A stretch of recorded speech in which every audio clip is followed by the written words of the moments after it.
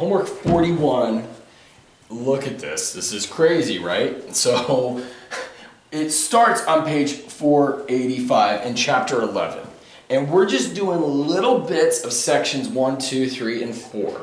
So you can see this is section 11:1, 9, 13, 19, 21, 11:2, 17, 19, 21, 41. I'm saying this because I'm recording and I want to make sure if you can't see this in the recording, you could at least hear what I'm saying. Chapter 11, section 3, 1, 3, 5, 7, 11, 19. And then 11:4 is 17, 19, 21, 23, 29, 31. It's 20 problems, as is usual on a weekend. I give you a little bit longer of a homework. And today, so one thing I wanted to say, I kind of jumped the gun to go right into quadratics last time, and I spelled it with a D last time. It's quadratic. It's quadratic. It's a quadratic equation. Anyway, and we should have done what we're going to do today first, but I knew that this was going to be long, and I wanted to make that a Thursday thing. That way you have all weekend to work on this long thing instead of trying to cram it into one night. Though what I gave you was really long. It probably would have just been better to do this before. But anyway, we're talking about square roots today, and we're going to do a crash course in square roots. And that is like, we're going to take what we need from this chapter, and this is what we need from the chapter. Because in Algebra 2, we're going to go deep into square roots. We're going to spend a significant amount of time, and any more than this that I've assigned is going to go into that in the stuff that we'll do in Algebra 2, and I'd rather just do that in Algebra 2. So, without further ado, what is a square root? Well, here's the definition. So, the definition. We say that S, that's a number, S, is a square root of another number, T, if S squared is equal to T. Okay, so in other words, 2 is and I'm going to abbreviate sqrt, is a square root of 4 because, by definition, if you take 2 and you square it, you get 4, right? That's what that means. Now notice that I have, that in the definition itself, it doesn't say S is the square root of T. Because right now, and I even wrote here, 2 is a square root of 4. What's another square root of 4? What's another number I could put in here and square it and get out 4? Negative 2, right? So, in general, when you're taking a square root, there are two possibilities. If you want to take, as we say, take the square root of 4, well, there's two possibilities for that. You either have the positive number or the negative number, right? When you're talking about real numbers, we're going to get into other stuff next year. And so what we do is we write, whenever this is true here, okay, and I'm going to get rid of this for right now. And we write this. This is how we write this relationship. The square root of 4 is equal to 2. Now, I just said the square root of 4. Okay, but I just said that it's not unique. There's 2 of them. Well, when you see this symbol right here, it's called a few different things. It's called a radical. You could also call it a surd. We're not going to get into that. And so this is one of the square roots. In particular, this thing right here, we call the principal.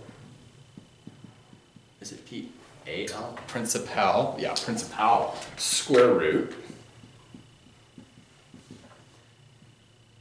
And then we have another one, the negative one.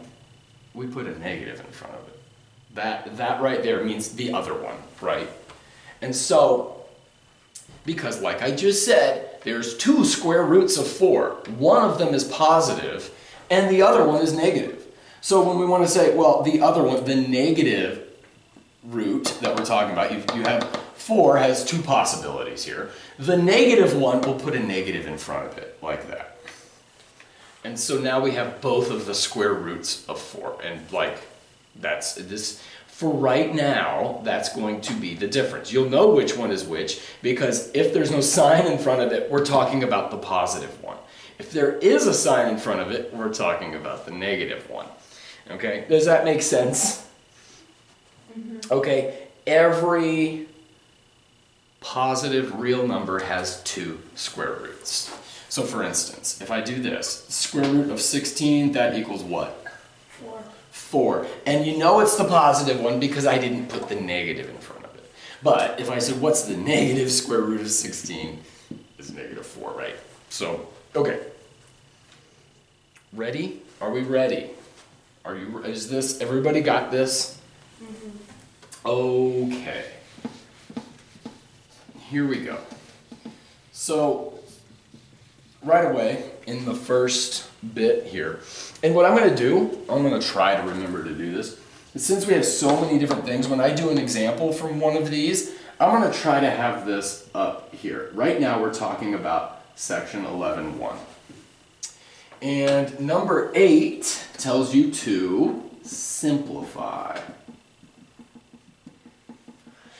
And they give you this right here, negative root 9. What is that? Negative 3. Negative 3. It's that simple. Okay? Because that is a perfect square. 9 is 3 squared.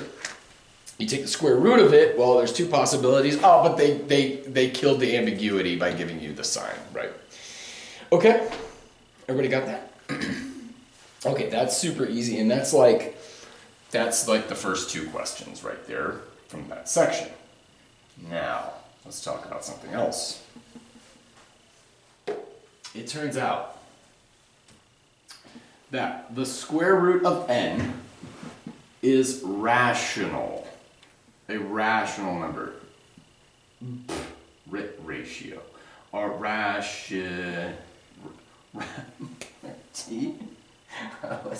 I-O-N-A-L. Wow. Is rational. So let's take a second. What's a rational number? Who remembers? In the real numbers? So we have our natural numbers, which are like 0, 1, 2, and so on, right? Mm-hmm. That is a subset. It sits inside of the integers.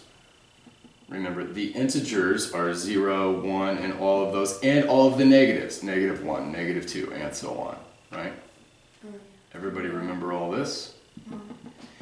That set sits inside the rational numbers. And you're like, why is it a Q? Q for quotient, right? Does that include like fractions and decimals? So, yes, that's exactly what we're going to talk about. This is everything that can be written as A over B, where A and B are integers. Okay?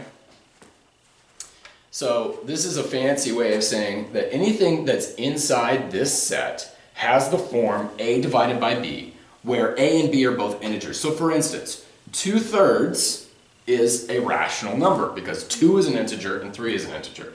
Negative 2/3 is a rational number because negative 2 is an integer and 3 is an integer. Now also, we have stuff like this. 10 divided by 2 is a rational number because 10 is an integer and 2 is an integer, but that's the same thing as 5, isn't it? Mm-hmm. So 5 is a rational number. Notice how each of these sets contain all of the others, right? The natural numbers are a subset of the integers, right? And then the integers are then a subset of the rational numbers. In fact, every integer, how about negative 7? Is that a rational number? Well, yeah, because I could write it as negative 7 over 1. Negative 7 is an integer. 1 is an integer. Okay. You could also be a little creative. You could say, well, 14 divided by negative 2. Okay, right, there's a lot of ways of doing it. But because you could write them as one thing, as an integer over another integer, then those right there are rational numbers. Now, from that follows the thing about decimals. Because everything that's in this set can be written as an integer over an integer, then these things are the terminating decimals. That is decimal expansions that terminate 1.25. It doesn't go on forever, it stops there. That is what, 5/4? Yeah, 5/4. Right? And that's the thing, because with a terminating decimal, give me any terminating decimal, how about 3.175? I could write that as 3175 divided by 1,000. Is that a rational number? By definition, yes, okay? It also contains the repeating decimals.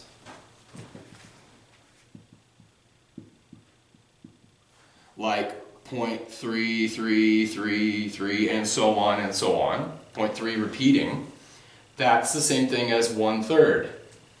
Is 1/3 a rational number by definition? Yeah, it's an integer divided by an integer. Now, we haven't, I don't think we've ever proved this, but you give me any two integers, n and m, and one of two things is going to happen when you do the division algorithm on them. You're going to get some, it's either going to terminate like 5/4 does, or it's going to repeat. So like 1/7, I don't know what this is off the top of my head, but it's like 0. I don't know. Viewers at home, plug that into a pause and plug it into a calculator, whatever it is. It has a bunch of weird things. It's like 1, 8, 3, 5, 7, and then that bit starts repeating over and over and over again. That's always going to happen. We're not going to waste our time to prove that. Just believe me, trust me on this. Maybe one of these days we will. But if you take two integers, one of these two things is going to happen when you divide them. It's either going to terminate or it's going to end up repeating eventually. And they don't have to be the same number repeating. It could be like 7015 and then 2, 2, 2, 2, 2, and so on. So that's fine. Okay, so those are rationals. And these numbers sit inside the real numbers.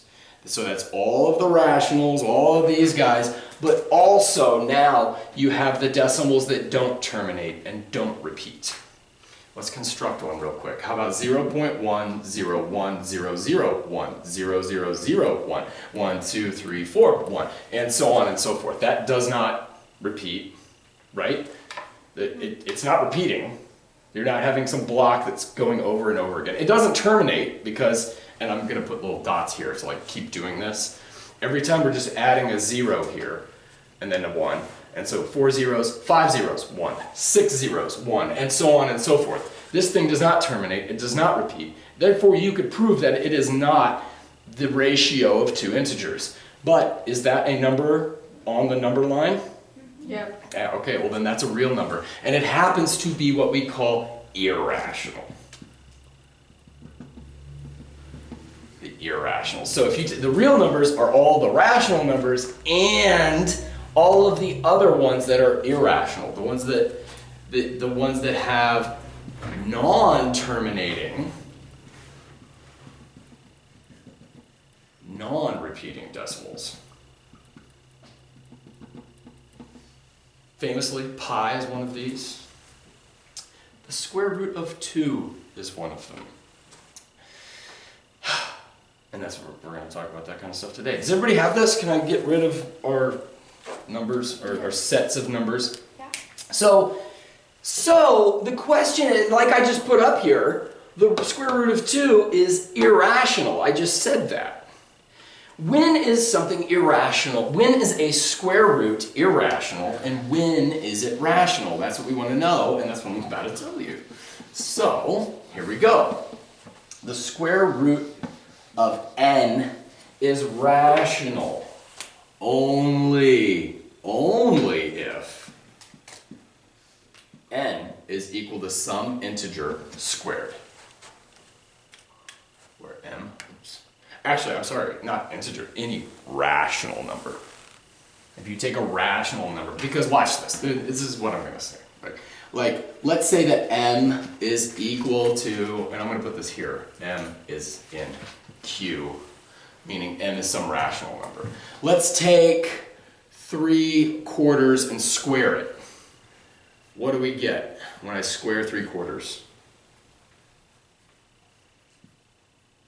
9/16. There you go, right? Because squared just means multiplied by itself, and so 3 times 3 is 9, 16. Now let's take the square root of that guy. So now you see what I'm doing here? I'm saying, okay, I took some rational number and I squared it. Now let's call that n. When I square it, we get some number n, and let's put it in here and see what happens. Well, 9/6, the square root, the positive square root of 9/16 obviously is 3/4. Like we made it that way, right? Like it's the number that when you take its square root,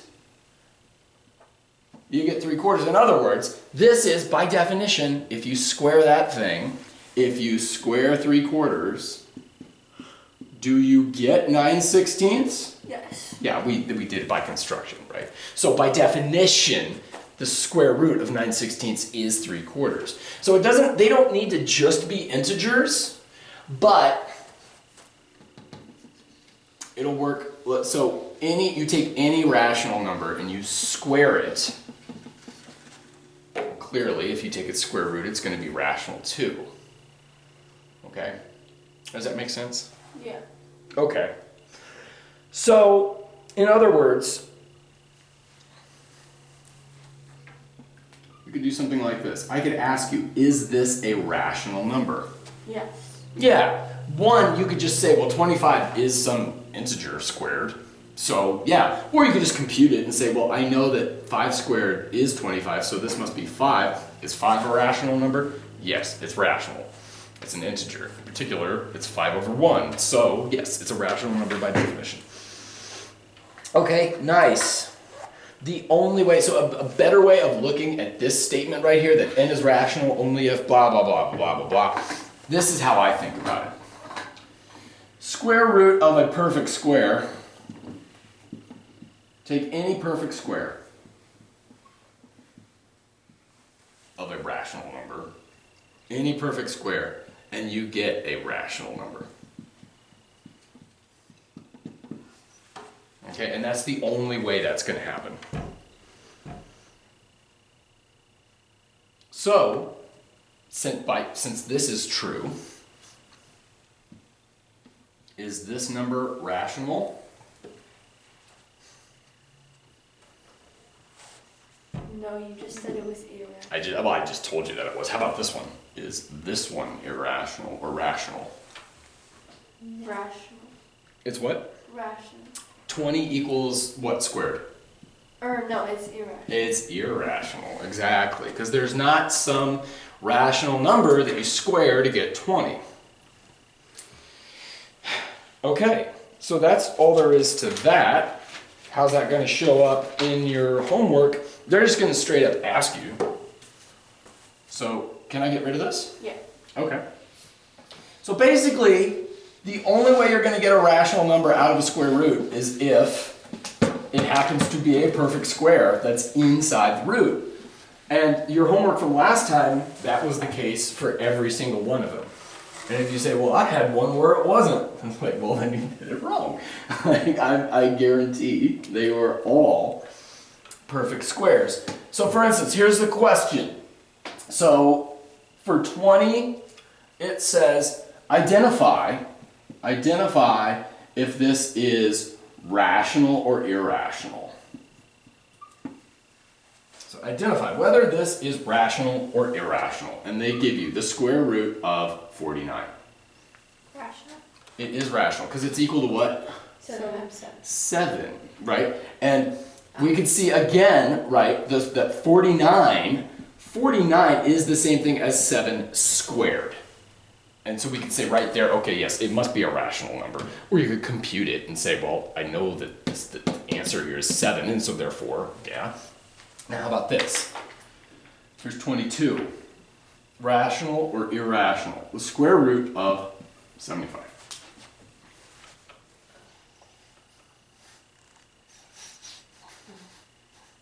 What I like to do with these, see, is this a perfect square? I just think of perfect squares.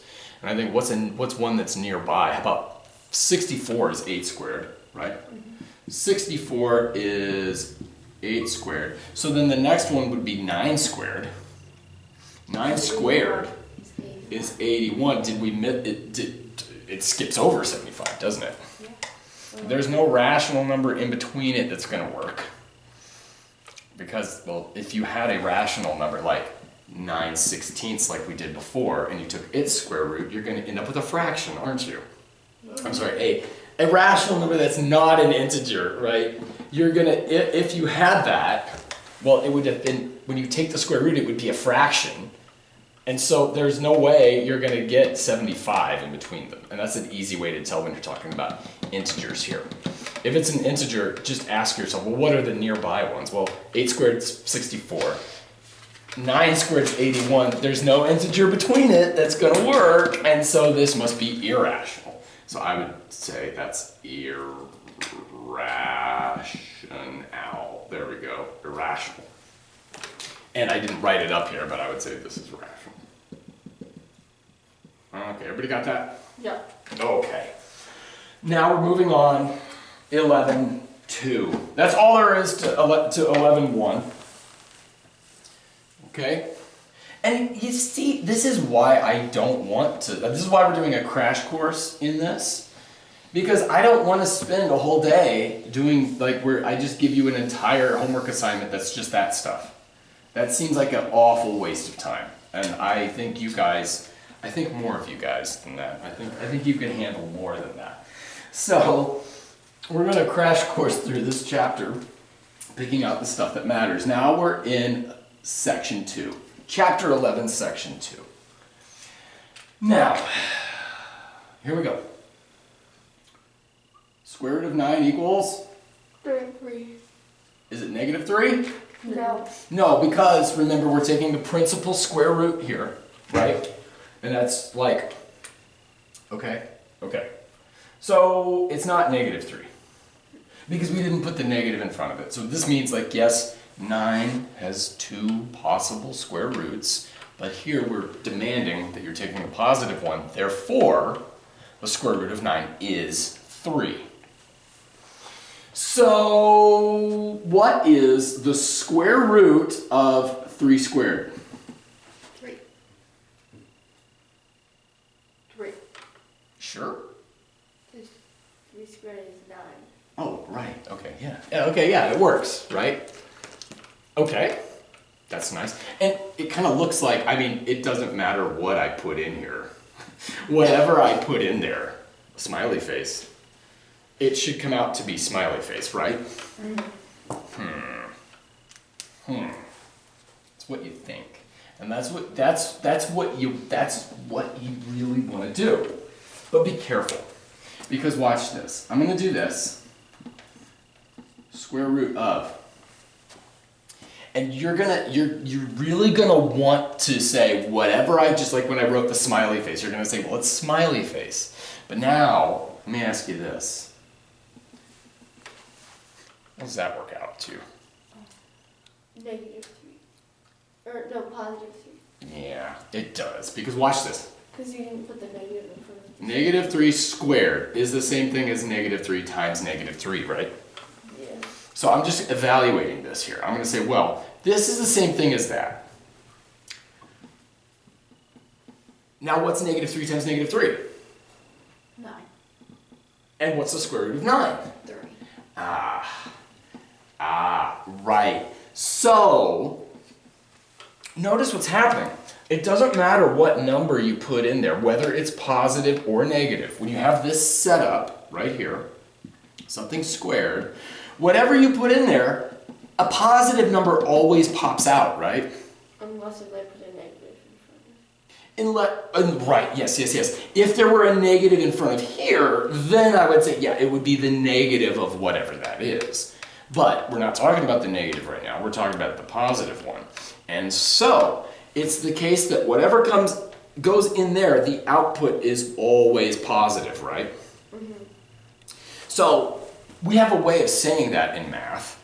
Whatever you have in here, if the output is always whatever x is, whatever its character is, but it's positive, we call that the absolute value. Right? And does that work with what we just said? Doesn't matter if x was positive 3 or negative 3, what popped out was indeed the positive value, right? Take negative 3 and square it. Is it true that take negative 3 and square it, then you take its square root? Is this true? What's the absolute value of negative 3? 3. Yeah, so that works.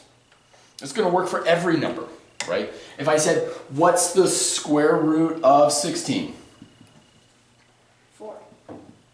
But let's say I was tricky with how I did it. Let's say I got 16 by going negative 4 squared. Is it still comes out to be 4? So it does work out here that it says whatever's in there, whatever you're squaring, whatever it happens to be, it's equal to the absolute value of it. If it happens to be a negative number, okay, great. If it happens to be a positive number, it still works out. Absolute value is just a nifty way that we say just take the positive value. If it's negative, make it positive, right? If it's positive, leave it alone. Everybody get that? Yeah. Okay, get ready for the most annoying thing in mathematics. Something that I'm not going to enforce that much, but you need to know about it. I'm serious about this. This is one of the most annoying things in math coming up right now. Okay, so in this section, now we're going to do a few problems from this section. And each one is going to say simplify.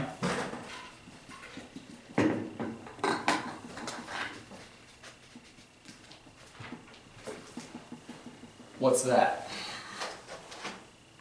X. The absolute value of x.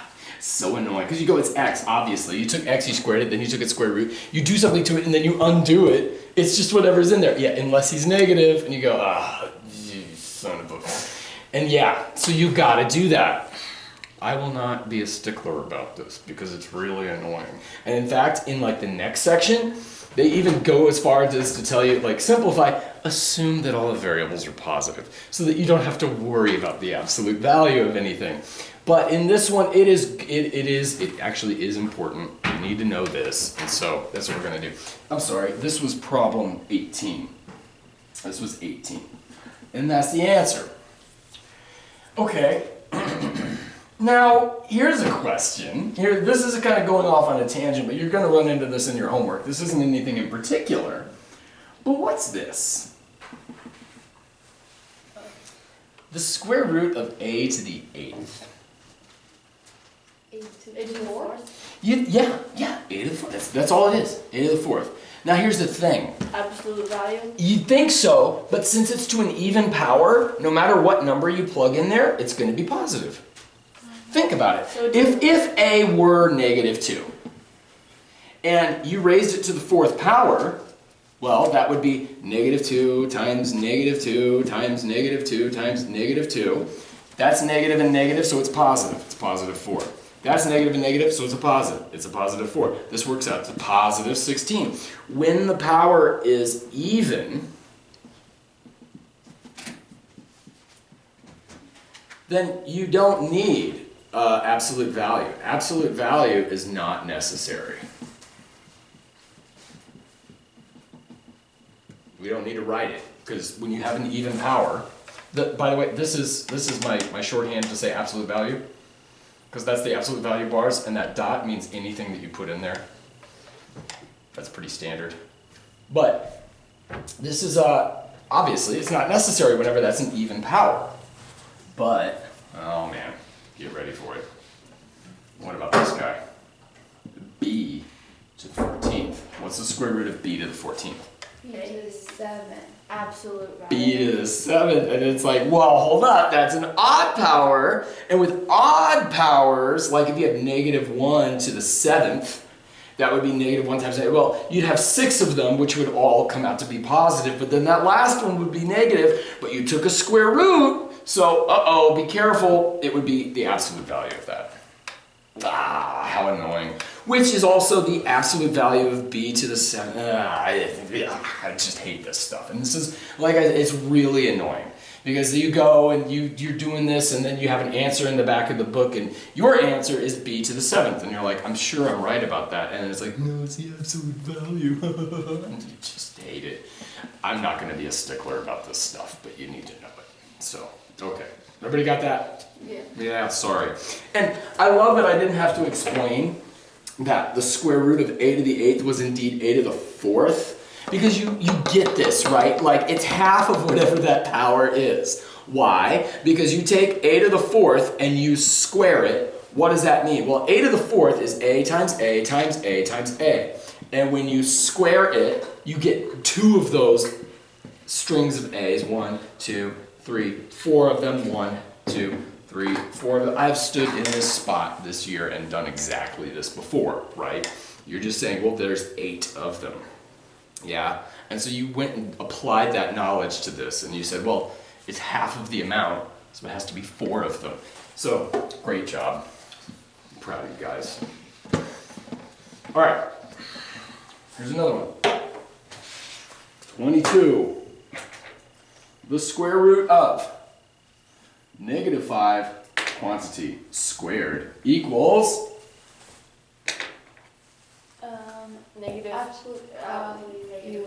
The absolute value. You're absolutely right that it is the absolute value of whatever's in there, which is -5. But here's the thing: if you look in the back of the book, it's not going to give you that. It's just going to give you 5. It's just going to be 5 because it's like, well, the absolute value of -5 is 5, right? Yeah. And so that can be a little tricky, especially if you're like, hold up, whoa! I have something square. I need the absolute value bars. Then you look and you see that, you're like, why isn't it absolute value of -5? Well, because they just went ahead and evaluated it. Now you see, you need them on x because we don't know, is x positive? Is x negative? You can't just write x because if x started off as a -3, the answer isn't -3. The answer is +3. Here, you say, well, it's not -5, you know it's 5. So you don't need the absolute value because you could just write it out. Everybody got that? Mm-hmm. Okay, great. Here's 20. What is the square root of 4a squared? Now we have variables and Is it going to be numbers. 2a absolute value? Yeah. Because we don't So- know what a is. We don't know what a is, but we know what 4 is, right? Yeah. And so I'm going to say 2, and did you say a absolute value? Is that how you write it? No. No, how do you write it? The absolute value goes over the a. Exactly, and that's exactly right. That is precisely what you need to do. And but another way of thinking about this, and this is how this is really what goes through my head, is this. It's like, wait a minute, whoa. 4a squared is the same thing as 2a squared, yeah? Mm-hmm. Right? And so, you would think, it needs to be 2a, but we don't know what 2a is, and so we have to do this. But wait a second. The absolute value of something times 2, well, 2 is already positive, so we could just pull it out and you'll get the same thing. However you prefer to think about it, I don't care. I would not take this step. In fact, I wouldn't even write it like this. To be perfectly honest, I never do this. And, if in the end I go, oh, right, it needs to be positive, then I mess with it. Then, just my confession here, I don't care. I really don't care about this. But you do need to know it, and you're going to do it. So, there you go. Okay, everybody got that? One more from this section. This is 40, is that a 2? It looks like a 2, number 42.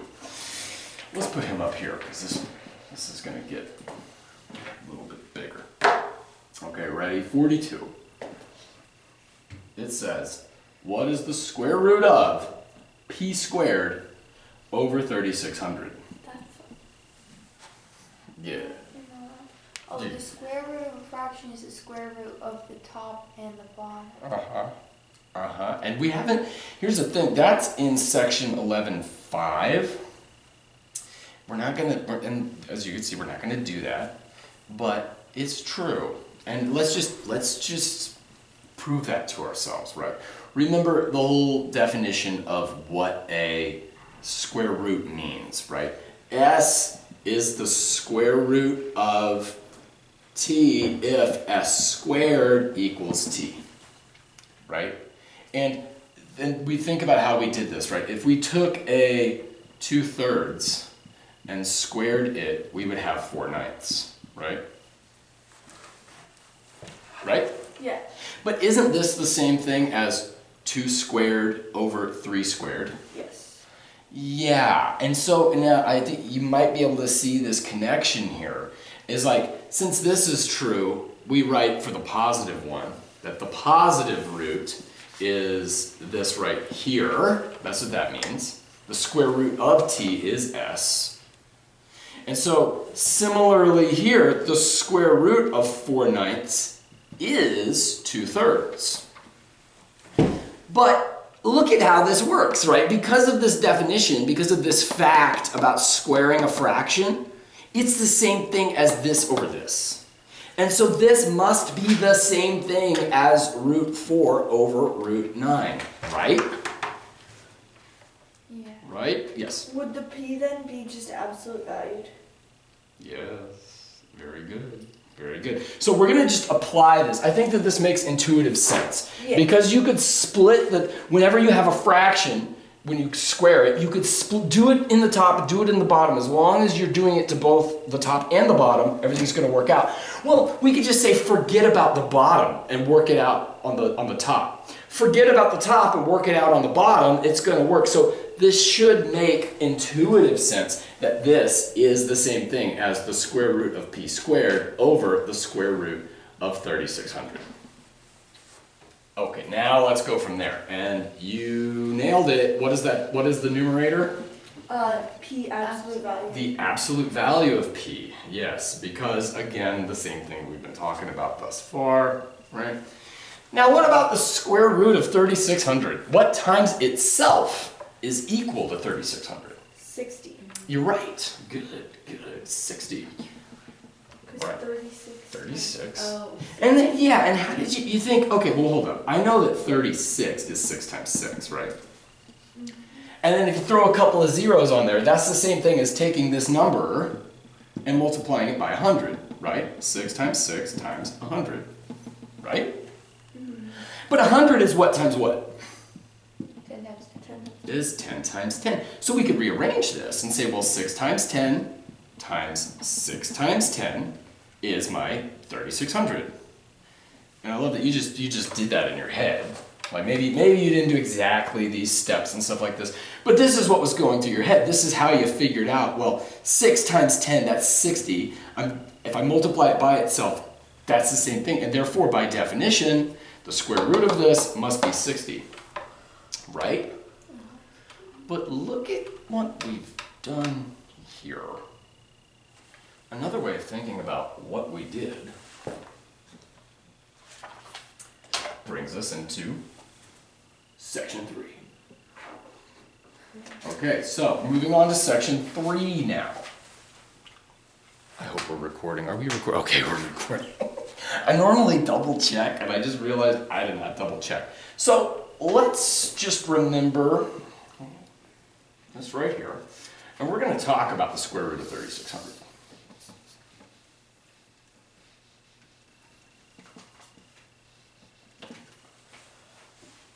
It looks like that we could, because of our reasoning that we had here, we were able to take the square root of 3600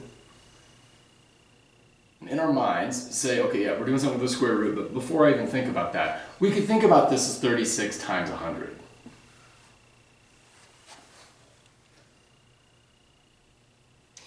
And it looks like, I don't know, but it looks like you could just take the square root of 36 and multiply that by the square root of 100.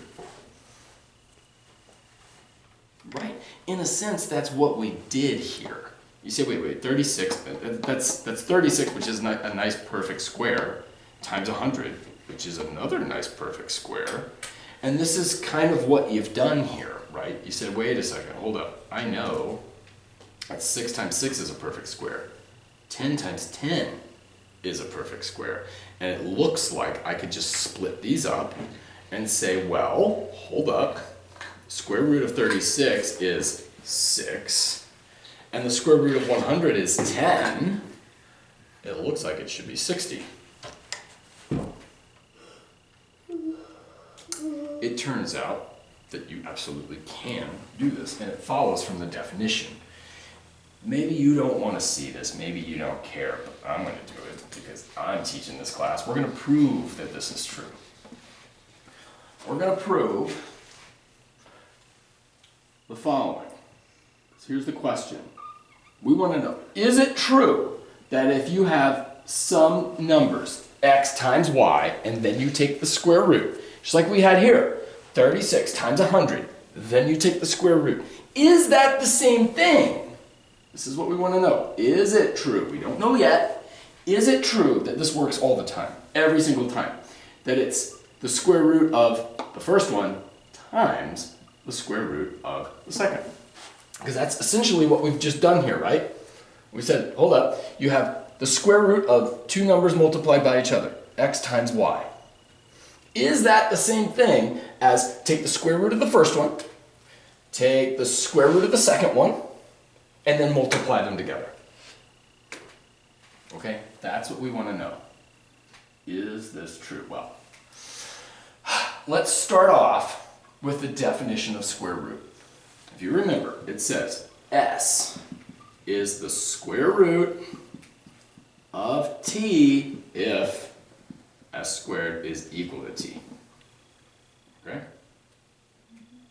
Okay, so let's think about what that means in terms of these two things. A is the square root of x.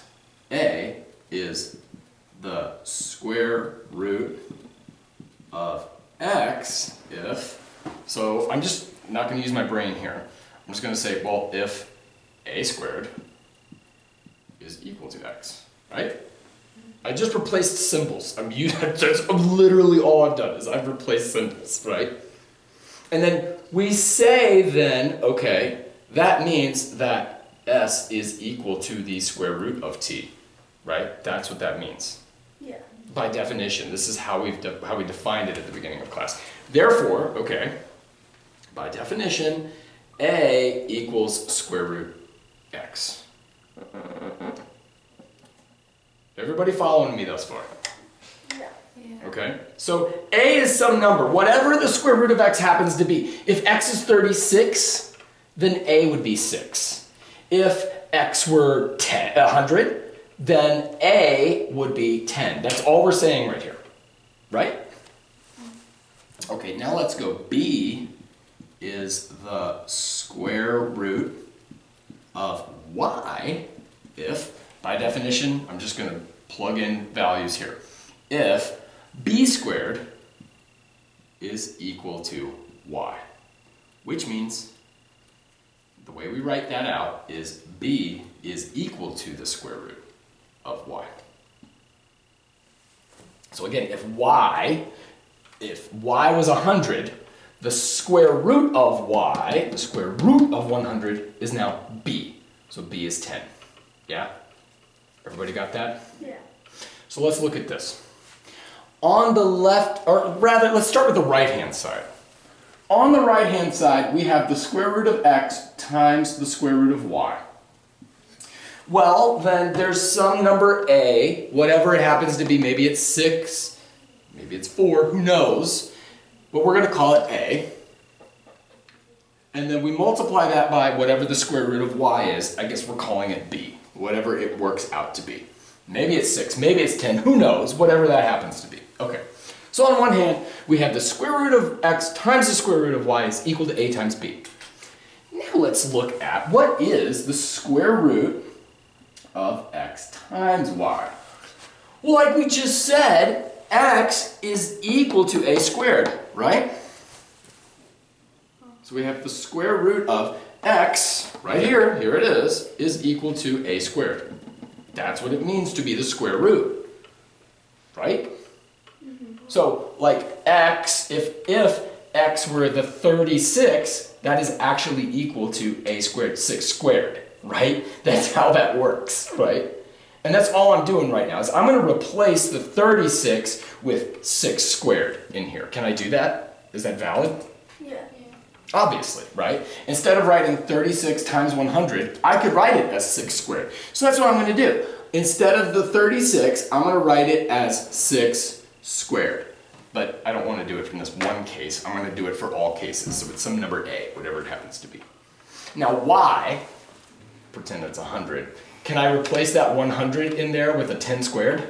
Yeah. Yeah, and now we don't know if that it's 100 or whatever. We're just calling it b, so it's just b squared. Yeah? Okay.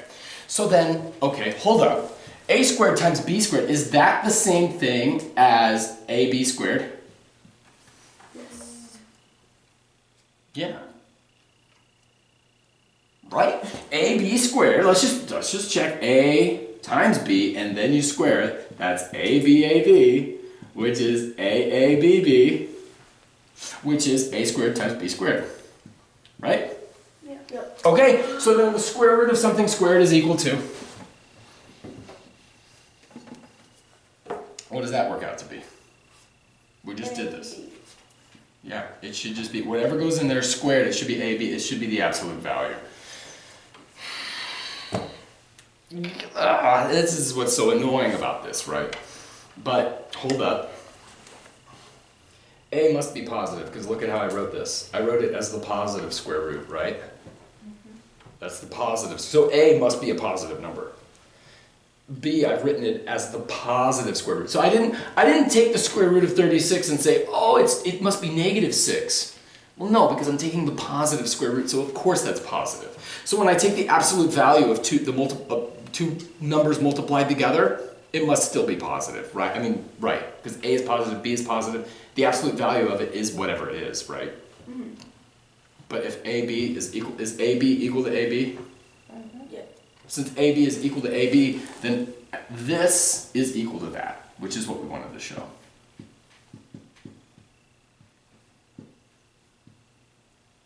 QED.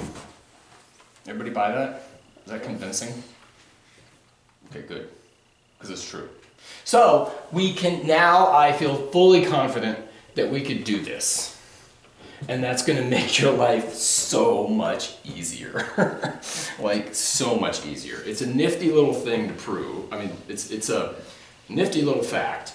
And we kind of got into, you know, like, it made intuitive sense that this should work, right? Before I wrote any of this proof down, we just had the feeling that this was going to work. And it does. Now we've shown that it always does work for every real number. So we're justified, or every positive real number. So we're justified to now use this fact.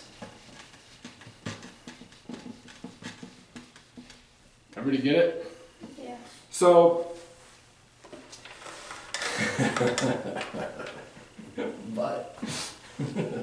but, watch this. Okay, so now we're in section 11.3, and we're going to simplify. The first thing we're going to simplify is number 2, they give us the square root of 8.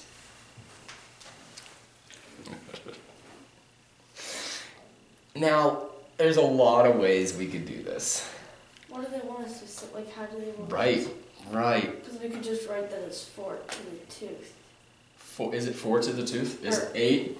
Or, 4 squared. 2 squared. 2 to the... 2 Man, squared. 2 to the third. 2 to the third is 8, but is that going to help us? Because what do we have? What's the square root of something cubed?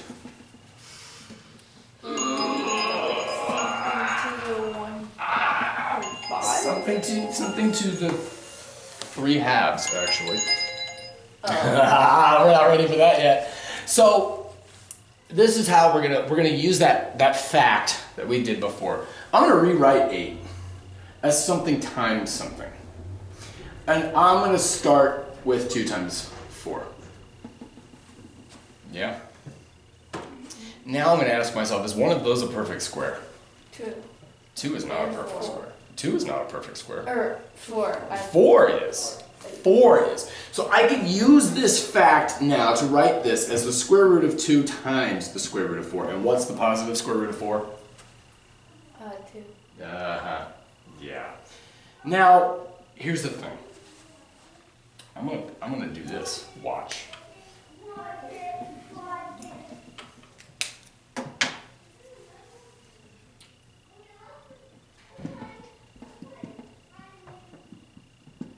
And you say, Mr. Thompson, that means exactly the same thing. Yeah, it does. You have a choice of how you want to write these things. This is going to mess you up because you're going to write this as the square root of 2 times 2, and you're going to put your 2 there. And then later on in your calculations, you're going to read that and go, oh, that's the square root of 22. Uh-oh. Is that the square root of 22? No. Try to always keep your make this the last thing you write. Because anything you put on this side of the root, you have root stuff, and then if you put anything here, I guarantee you're going to see it the wrong way and think that that goes in there. The same way with variables. We don't write x times 2 because that looks like x squared, right? And so we always write 2x, right? We keep the numbers, the coefficients in front of the variable. Do that with these guys too. So that this works out to be 2 times the square root of 2. You see? You see what I'm saying? Does that make sense? Yeah. Now, this is one way of doing this, where you say, hold up, 8 is something squared times a different number. I do not like doing it that way, because it's not always obvious what it is. Like, you happen to know 8 is 2 times 4, and 4, the square root of 4 is 2. Nice. But you don't always know. So what I prefer to do, and you're going to hate this, is I just factor that thing down completely. Every integer can be factored into its prime factors. So I just factor them out. 2, 2, 2. There you go, right? And I go, okay, that's the same thing as 2 times 2 times 2. And now I know, now what I could do is rewrite that as 2 squared, right? I mean, I'm gonna put could here. You could go this route where you write, okay, 2 squared times 2. You could do that. What I prefer to do is just say, well, hold up. I know that every time we have 2 of the same thing, one of them pops out. Right? Like let's look at this. Let's say we had 5 times 5 times 7. That's the same thing as 5 times 5 times root 7. Right? By this new fact that we're using, that you could split them up as long as it's multiplication. By the way, this is not true for addition. It is not true that x plus y is equal to root x plus root y. That is not true. That is not true. Okay? But you can split up multiplication this way. And then you say, well, 5 and 5. Now you could, again, if you wanted to, write that as the square root of 5 squared times the square root of 7. And then say, okay, and if you really wanted to, you could write the square root of 25. Or you look at this and go, hold up, you square something and take its square root, you come back to where you started, you come back to 5. Everybody catch that? Yeah. Okay? So, by this reasoning here, instead of going through these steps, what you could do is say, anytime you have 2 of the same number in a square root, you get to pull one of them out. So 2 pops out, leaving you a 2 inside. I see. And so, we'll stop here in just a second because we'll finish this. We have more to do, obviously, but we'll do that tomorrow. But just as let's just say we have something like this. What is the square root of 48? I'll show you how I would deal with this. I would say, okay, let's factor 48. 48 is 2 times, 24, right? But 24 is 2 times 12, which is 2 times 6, which is 2 times 3. Now let's check that. 6, 2 times 3 is 6, 12, 24, 48, yes. Okay, so I factored this the right way. Now what I'm going to do, Before. you could play, yes, but I don't do it that way because I will mess it up inevitably. What I do is I take one step at a time and I say, for every 2 of the same number that I see, I'm going to pull one of them out. So 1, 2 pops out, leaving me 2 times 2 times 3. And now I say, do I have any other repeats? 2 of the same number? Yes, 2 and 2, one of them comes out. So that gives me 2 times 2. Times the only thing that's left over now is root 3. 2 times 2 is 4. And so now I have 4 root 3. I learned the hard way. Like, you look at that and go, yeah, 4 comes out. It's like, yeah, just take the just trust me on this, take the extra steps. Because it's so easy to just think the wrong thing, you know, and say, oh, it should be a 4. And then it's actually an 8 because there were more of it. You know, it's a real pain. And this will keep you from making those little mistakes, but really to keep in mind what we're doing here, what I've done. So this was, yes, 4 root 3. I'll put that over here, 4 root 3. The reason that this is true is because we were able to split this up. 2 times 2 times root 2 times 2 times root 3, right? I could split it up like that, pull that first 2 times 2 off, and then I have some root left. Pull the other 2 times 2 off and I have that. That works out to 2. That works out to 2, leaving me the only thing that's right there. And back to the very first thing that we talked about, 8 is not a perfect square. And so the thing that we end up with, 2 times root 2, is not rational. This is an irrational number. Ditto. 48 is not a perfect square. And so, when you reduce it down, you see that it's equal to 4 times the square root of 3. Square root of 3 is not rational, because it obviously is not a square of anything. Okay, except for root 3. That's irrational. So, okay, that's circular. Everybody got this? Yes. Okay, any questions on this? We'll do a couple more examples. Oh yeah, we have more examples from this section. And then we go into the last section, and that's your homework.